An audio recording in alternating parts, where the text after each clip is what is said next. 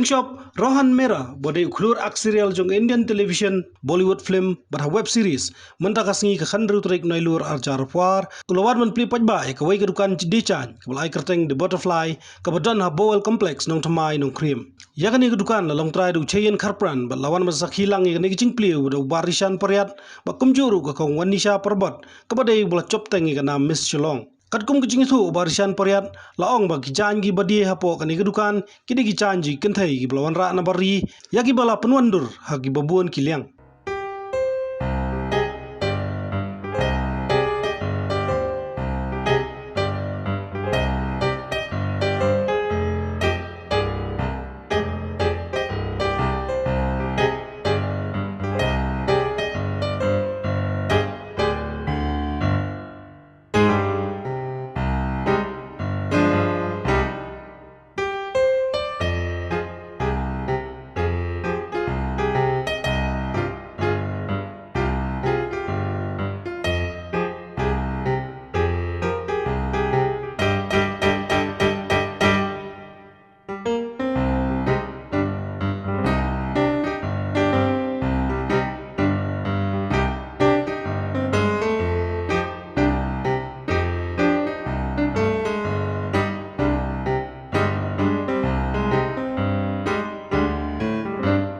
Ka kerteng jong ka dukan ngibo ka butterfly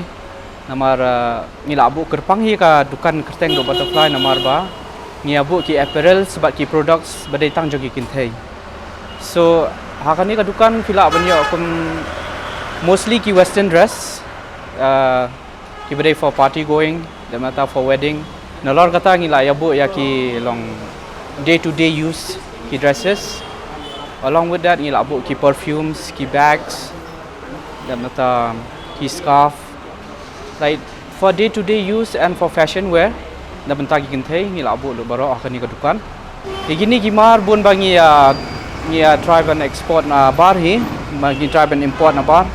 mostly de na po Vietnam tambah kini pat kiwan lingba na po Delhi na po Mumbai ba na po Bangalore te kita hi gitiar bangi yo te ki gown bangi abu hani pat gidai mostly de na po Mumbai gidai ki fashion gown hi tambah on order ngilaban replicate gitu gi dress dia kata like ni sa khat measurement you kan body measurement and everything kumban shuang no menta ka juk ba menta ba ngin ya wat ladang ngila ya qualified wat lang ngila don ka bachelor degree na master telong ka shamjing hi yangi wat ladang ngila persyang kat tu kat ni ban wat kam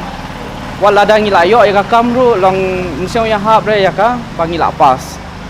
te ngila shui yo jing mentoy no na long da ka baseng business kala long no kum self employed mo kawai de kata an sa kawai pat ngi long ipe ya ka market kan bahani hapo Shillong te keempat don ra kum gini ki collections bangi abo